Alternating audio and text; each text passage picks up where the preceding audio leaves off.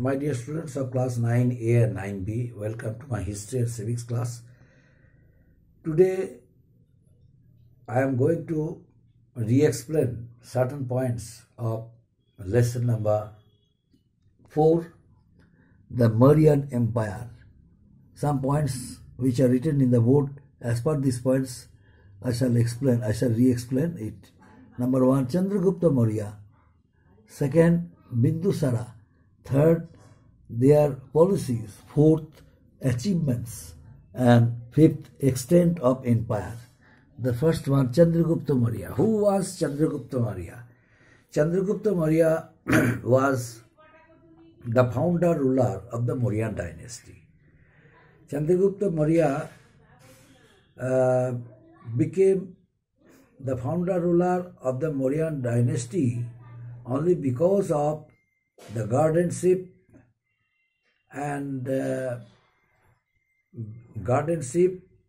of a Brahmin diplomat, Kautilya or Chanakya. Now, what happened to Kautilya or Chanakya? You know, around the fourth quarter of the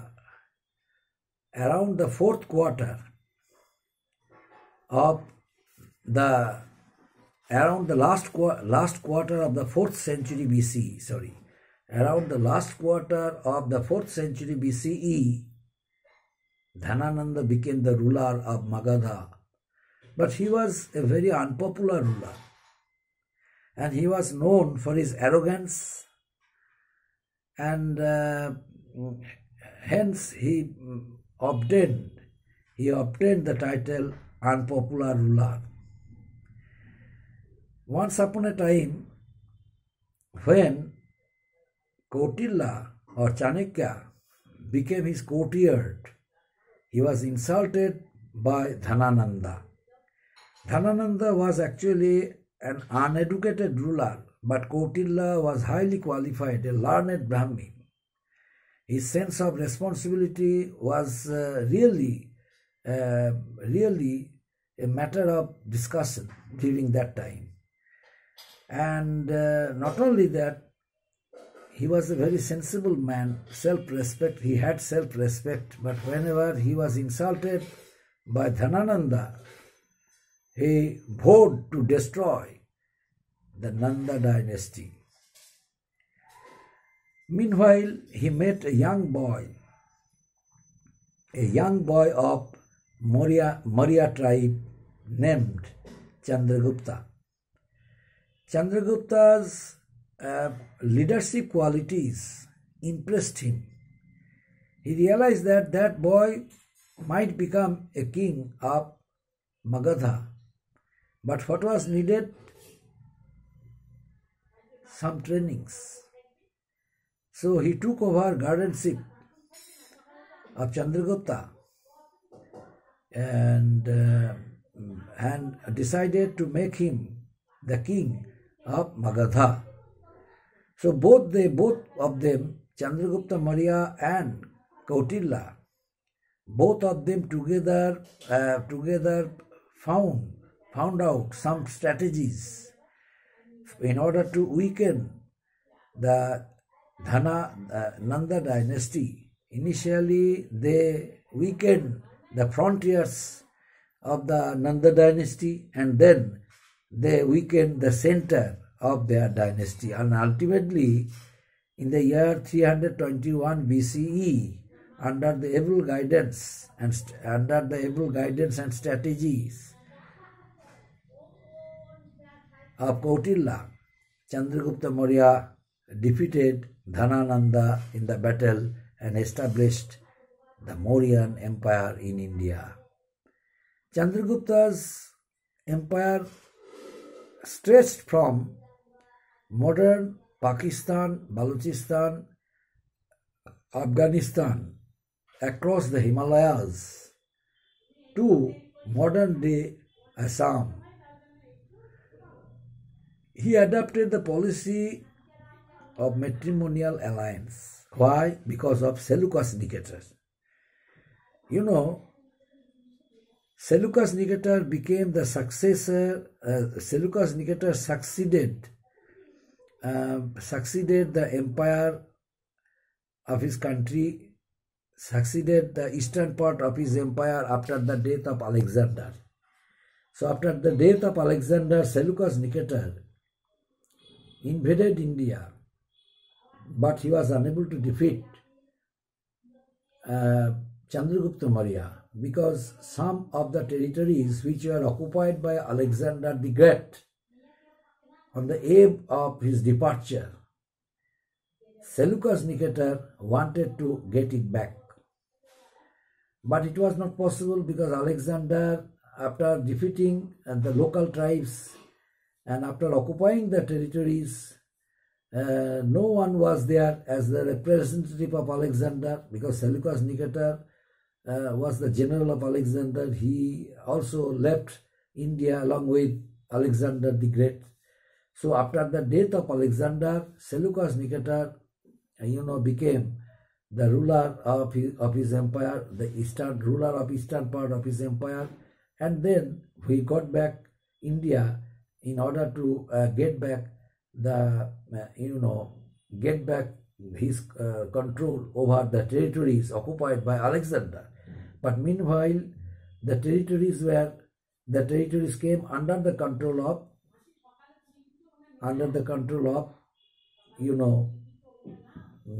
the founder ruler Chandragupta Maurya, founder ruler of Mauryan dynasty, Chandragupta Maurya. So Chandragupta Maurya now decided not to hand over it to Seleucus Nicator without fighting. So both of them met a battle, and in that very battle, Chandragupta Maurya defeated Seleucus Nicator.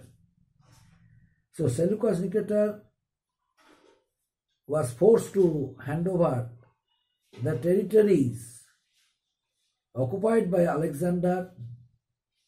Seleucus Nicator ignored his demand of such territories occupied by Alexander on being defeated by Chandragupta Maurya.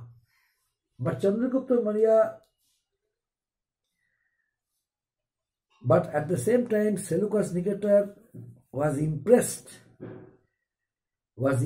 by the leadership of Chandragupta Maurya while fighting against him.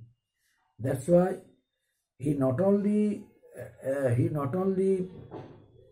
left his demand over the territories of Alexander for Chandragupta Maurya, but also handed over other some territories where Seleucus Nicator's control was there. Besides, he also established a matrimonial relation with Chandragupta Maurya. He handed over his daughter for Chandragupta Maurya, his daughter Helen for Chandragupta Maurya, and there established a matrimonial relationship between Seleucus Nicator and Chandragupta Maurya. Chandragupta Maurya adopted the religious concept of Jainism, and according to Jain doctrine, it is said that Chandragupta handed over the responsibilities of his state, of his empire, to his son Bindusara, and then he led a retired life. And while leading a retired life, he adopted the policy of penance and meditation. And it is said that Chandragupta Maurya led a very hard life and strictly followed the preachings and teachings of teachings of the Jainists. And then it is said that in the Bhadrabahu cave, a very small temple, it is said that Chandragupta Maurya died inside the Bhadrabahu cave, a very small temple, and then the life of Chandragupta Maurya came to an end. His son Bindusara came to power after that, before the death of his father, because his father handed over power to his son Bindusara. Bindusara was an able successor of Chandragupta Maurya. During his 32 year reign, he not only held the empire together, but also stabilized and consolidated it. He extended his boundaries towards southern India also, and he maintained good relations with the Greeks, the Syrians, and the Egyptians. In international trade and commerce, he established a good trading relationship with foreign countries by using the sea route. And not only that, he paved the way of establishing a foreign relationship with the ambassadors of different countries of the world, so that he must become a part of different assemblies which were held by them from time to time, and also became a very powerful ruler of the Mauryan dynasty. After his death, after the death of Bindusara, his son Ashoka ascended the throne, and it is said that Bindusara's greatest contribution to the history of India is his son Ashoka. That Ashoka became a famous ruler of India is known to all. Because of his foreign policy, because of his strategy, because of his technique, because of his method, whatever he adapted, made him a popular king, a famous king. Although initially he adopted the policy of, violence, but afterwards he changed his policy. He adopted the policy of non-violence, and then he adopted the Dhamma, his personal Dhamma, although he became a follower of Buddhism, and he strictly obeyed all the preachings and teachings of the Buddhists, and also introduced his own Dhamma in regard to the preachings and teachings of Lord Buddha, and hence he was able to be a successful ruler, a very famous ruler in Indian history. In the year 273 BCE, Ashoka, came to the throne, but when he became the ruler, he felt that one, territory named Kalinga was very important to them for its geographical importance and advantages. But other rulers of his dynasty, from Chandragupta Maurya to his father Bindusara, they left no stone unturned to occupy the territory of Kalinga. But it was a very sensible matter. Most of the people of Kalinga had great respect for the Mauryans. So it became an issue. It became an issue of friendship. It became an issue of self-respect. That's why both the two kings, Chandragupta Maurya and Bindusara, did not take any attempt to declare war against Kalinga. But Ashoka was a diplomat. He was out and out a diplomat, and felt that Kalinga should be a part of Mauryan Empire only because of its geographical importance.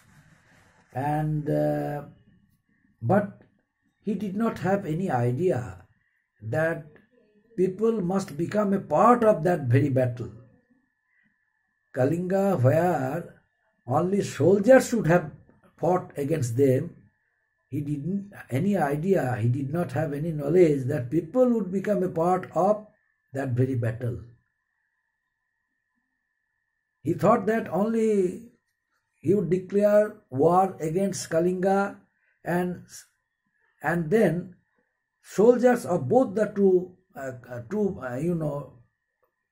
territories, soldiers of both the two territories, two places, would fight against each other. So soldiers would sacrifice their life while fighting against each other, but not common people, because on the part of his own dynasty, people were not involved in the battle, but Kalinga, people of Kalinga, because people of Kalinga had great respect for the king of Kalinga. As soon as people came to know that the national integration and sovereignty was going to be disintegrated, going to be destroyed by Ashoka, Emperor Ashoka, and that very empire whose ancestors did not declare any war against Kalinga because of their good relationship, because of their respect, because of their friendship. His son Ashoka destroyed all these things, ignored all these things, declared war against them. So it became a prestigious issue for their nation, for their sovereignty. And the ruler of Kalinga,